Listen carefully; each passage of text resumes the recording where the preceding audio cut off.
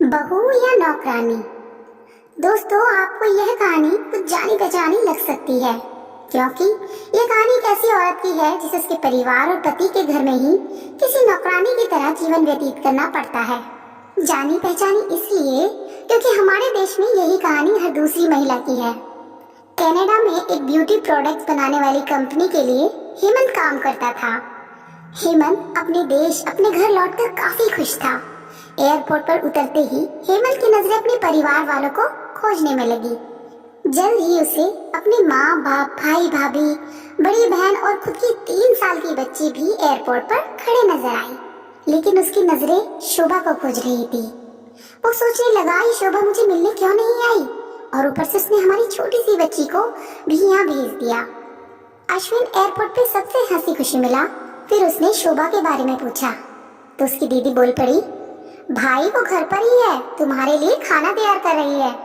वह तो आज ही तुम्हारे आने की खुशी में काम करने लगी है, वरना वो कोई काम करती कहाँ है। अश्विन ने अपनी बेटी को प्यार से उठा लिया, लेकिन उसकी बेटी उसे देखकर रोने लगी। लाओ मुझे दे दो बच्ची को, वह तुम्हें काफी दिनों बाद देख रही है ना, इसीलिए पहचान नहीं पा रही होगी। कहते हुए दीदी ने बच्ची को अपने पास ले लिया। सभी टैक्सी में बैठकर अपने घर की तरफ रवाना हुए।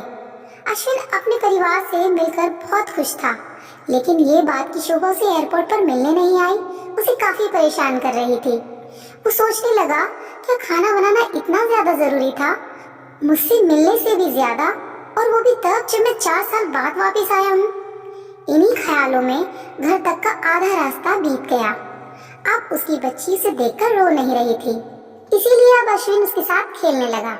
बाकी का आधा रास्ता भी खत्म हुआ और सब घर पहुंच गए। गाड़ी की आवाज सुनकर शोभा बालकनी में आकर खड़ी हो गई और अश्विन की तरफ देखने लगी। अश्विन भी जैसे ही गाड़ी से उतरा, उसने पहले दरवाजे की तरफ और बाद में बालकनी की तरफ नजरें घुमाई, जैसे कि वह शोभा को ही देखना चाहता हो। अश्विन से नजरें मिलते ही शोभा के चेहरे पर मुस्कान झलक पड़ी। अश्विन भी उसे देखकर हल्के से मुस्कुरा दिया। सभी घर के अंदर गए।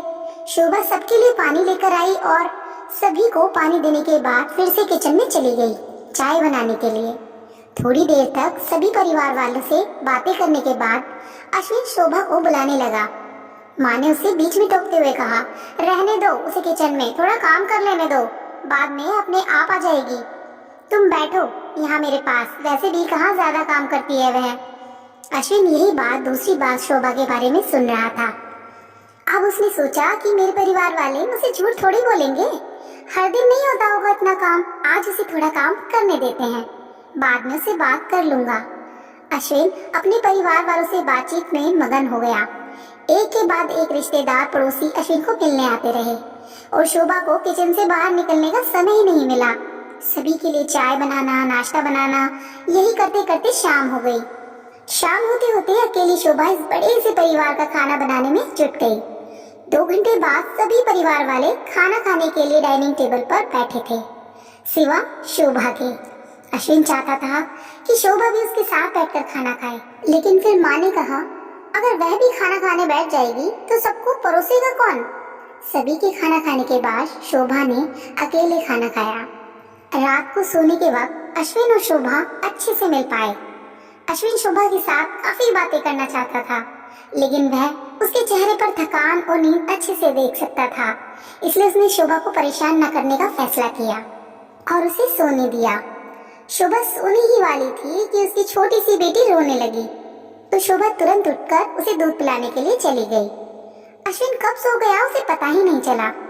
जब सुबह बच्ची के रोने की आवाज आने लगी तो अश्विन उठा और शोभा को पुकारने लगा। जब शोभा पास नहीं दिखी तो उसने बच्ची को चुप कराया और फिर से सुला दिया। अश्विन बाद में शोभा को देखने लगा तो उसे शोभा फिर से किचन में मिली, जो सुबह सुबह ही जल्दी उठकर घर वालों के लिए चाय नाश्ते की तैयारी में लग गई थी। अब अश्विन सोचने लगा, माँ और दीदी तो कहती थी कि शोभा ज्यादा काम ही नहीं करती, लेकिन जो मैं देख रहा हूँ वो तो कुछ और ही है। अश्विन अब सब समझ गया था, पर वो अपनी माँ को ऐसा नहीं बोल सकता था कि शोभा से ज्यादा काम ना कराया करो, इसीलिए अब उसने खुद ही शोभा की मदद करना शुरू कर दिया था। अश्विन के हाथ बटाने से शोभा को थोड़ा सा अच्छा लगने लगा था। पहले जहाँ उसका चेहरा थकान से उतरा रहता था, अब उस पर थोड़ी थोड़ी चमक आने लगी थी। अश्विन ने कुछ दिनों में ही ये महसूस कर लिया था कि शोभा अब वो शोभा नहीं रही थी जिसे अश्विन शादी करके लाया था।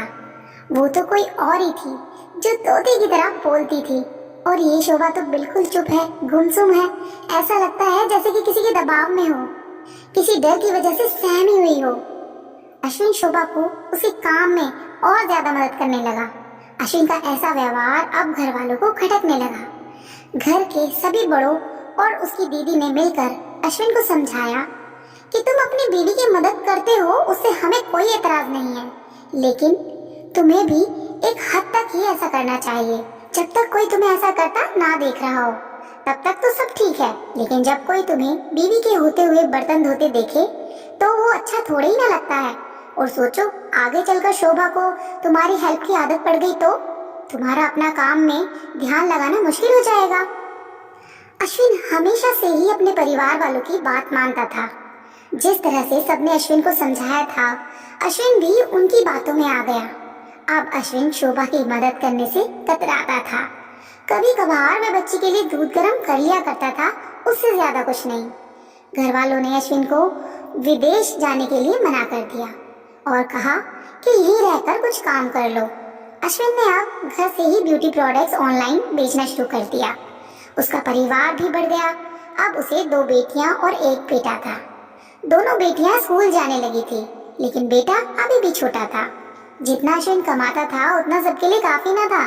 काफी सोच विचार करने के बाद अश्विन ने यह फैसला किया कि वह शोभा के साथ शहर में जाकर रहेगा, जहाँ पर शोभा भी काम कर पाएगी और वह घर से ही अपनी ब्यूटी प्रोडक्ट्स बेचना शुरू रखेगा। इस तरह से वे अपने पैसों की तंगी को पूरा करेंगे। परिवार वालों ने भी अश्विन को इजाजत दे दी। अश्विन चाहता था कि माँ भी उसके साथ रहे, लेकिन माँ को शहर में आना मंजूर न था। माँ बड़े भाई के साथ रहने लगी। शहर में अब शोभा नौकरी करती और अश्विन घर से ही ऑनलाइन अपने प्रोडक्ट बेचता। कई साल ऐसे ही बीत गए। शोभा घर का काम और बाद में बाहर का काम करके पहले से भी ज्यादा थकी थकी रहने लगी। परिवार वालों की अश्विन के दिमाग में डाली बातें अभी भी उस पर असर करती थी। वह यहाँ पर भी शोभा का हाथ ना बटाया करता। अश्विन अब दिन रात अपने प्रोडक्ट बेचने में मशरूफ रहता। कभी कभी शोभा उससे कहती कि मुझे अच्छा महसूस नहीं हो रहा है, मुझे डॉक्टर के पास ले चलो। वो हाँ तो कह देता, लेकिन अपने काम में इतना खो जाता कि कभी उसको डॉक्टर के पास लेके ही नहीं जाता। शोभा तो बीमार थी, लेकिन एक बार अश्विन बहुत ज्यादा बीमार हो गया। इतना बीमार हो गया कि उसे अस्पताल में भर्ती कराना पड़ा। अस्पताल में अश्विन के पास सिर्फ शोभा थी और कोई नहीं। इतना बीमार होने के बाद भी उसके परिवार वाले सिर्फ उससे मिलकर वापस अपने घर चले गए थे। उसका सहारा बनने के लिए, उसकी तकलीफ बांटने के लिए कोई भी उसके साथ नहीं था। बिस्तर पर पड़े और शारीरिक तकलीफ से गुजर रहे अश्विन को अपनों का ऐसा व्यवहार बहुत तकलीफ दे रहा था। फिर वह सोचता कि उसने भी तो शोभा के साथ जिंदगी भर यही किया है। क्या वह शोभा का जीवन साथी सिर्फ नाम का ही नहीं था? जब साथ देने की बारी आती थी तो उसने दूसरों के बहकावे में आकर उसे किनारा कर लिया था। यहाँ तक कि शोभा के खुद के मुंह से कहने के बाद भी उसकी तकलीफ को वो नजरअंदाज करता आया था। अश्विन को अब अपना दर्द शोभा के दर्द के आगे मामूली सा लगने लगा। उसके दर्द को ना बांटकर उसने बहुत बड़ा गुनाह किया हो, ऐसा उसे लगने लगा। पश्चाताप के आंसू अश्विन की आंखों में बहने लगे। उसने अपनी सारी गलतियों और गुनाहों के लिए शोभा से माफी मांगी। दोस्तों, जीवन साथी का मतलब होता है जीवन के हर उतार चढ़ाव में, जीवन के हर मोड़ पे साथ दे।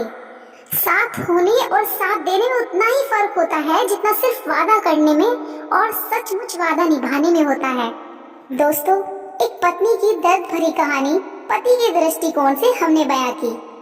इस कहानी को पढ़कर किसी भी पति या पत्नी का अपने जीवन साथी के प्रति व्यवहार सुधर जाएगा तो इस कहानी को लिखने का उद्देश्य सफल हो जाएगा। पूरी कहानी सुनने के लिए आपका बहुत बहुत धन्यवाद। कहानी अच्छी लगी हो तो लाइक शेयर सब्सक्राइब कीजिएगा। मिलते हैं अगली कहानी में, तब तक के लिए अलविदा।